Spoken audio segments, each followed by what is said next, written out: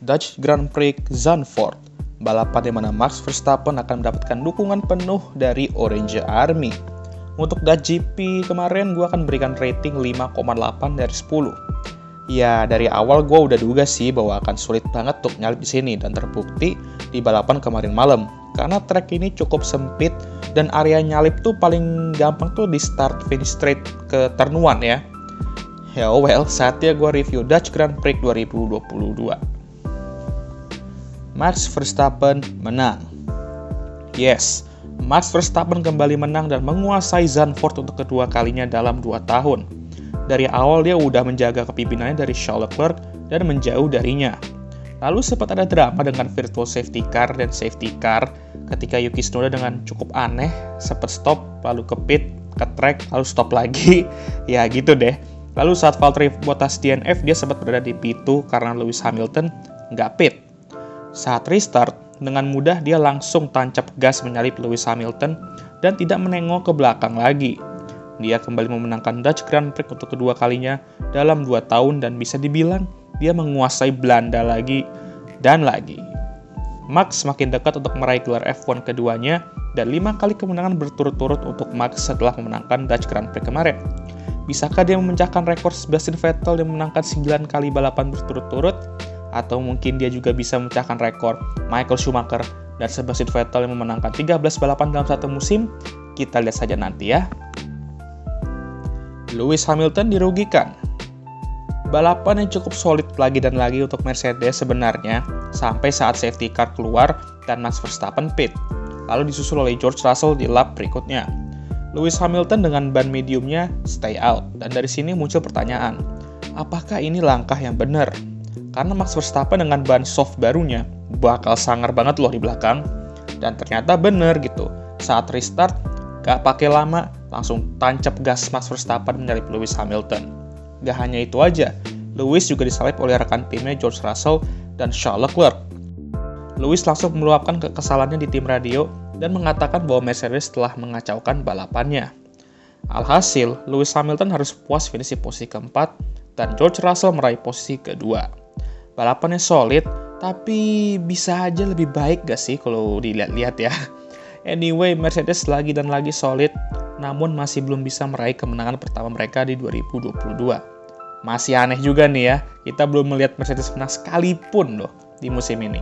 Ditambah Lewis Hamilton yang sebelumnya dari tahun 2007 sampai tahun 2021 selalu menang setidaknya sekali lah dalam satu musim, belum meraih kemenangan juga musim ini, dan apakah rekor itu akan putus di musim ini? Kita lihat saja nanti. Tifosi masuk goa.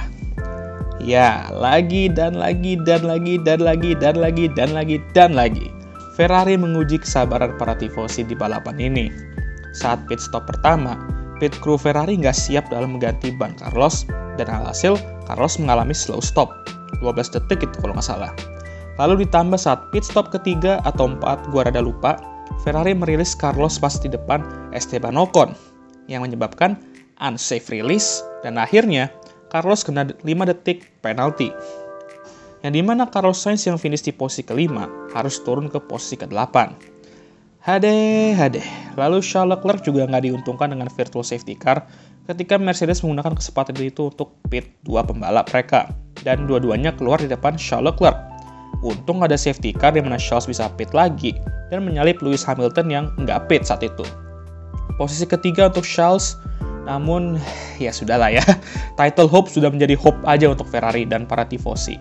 Walaupun next race itu di Monza, kandangnya Ferrari, gue yakin para tifosi itu akan sangat-sangat sabar menunggu balapan itu ya. Mereka berharap 1 minggu itu 1 tahun kayaknya. Zandvoort nggak cocok untuk F1. Gue sebenarnya suka Zandvoort ya, karena track ini merupakan track legendaris dan gue suka dengan flow-nya, apalagi dengan bankingnya ya.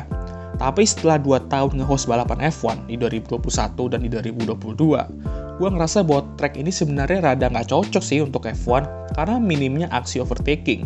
Dan ini disebabkan karena emang track itu cukup sempit ya. Sebenarnya gue berharap akan ada lebih banyak aksi salip menyalip di start finish straight, karena itu ya udah area paling mudah untuk nyalip di track ini. Dan iya sih, ada beberapa aksi di situ, tapi nggak banyak lah. Selain Monaco, kayaknya ini merupakan track yang dimana walaupun dengan regulasi baru pun agak susah untuk nyalip. Jadinya agak boring balapan kemarin. Dan safety car kemarin itu sebenarnya sedikit membantu lah kalau menurut gue, agar balapan itu sedikit lebih seru gitu. Tapi ini hanya pendapat gue aja.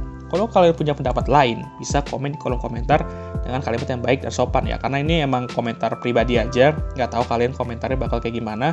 Dan kalau kalian punya opini yang berbeda, kalian bisa komen di kolom komentar ya. Nah, gimana menurut kalian? Jangan lupa untuk like, subscribe, dan share video ini. Dan jangan lupa juga untuk menyalakan lonceng notifikasi agar kalian semua tahu ketika gue ngupload video baru. Next, kita akan balapan di Monza, kandang Ferrari, dan semoga Tifosi sudah siap secara mental dan fisik mendukung Ferrari nantinya. Alright, I'll see you guys next time. Goodbye.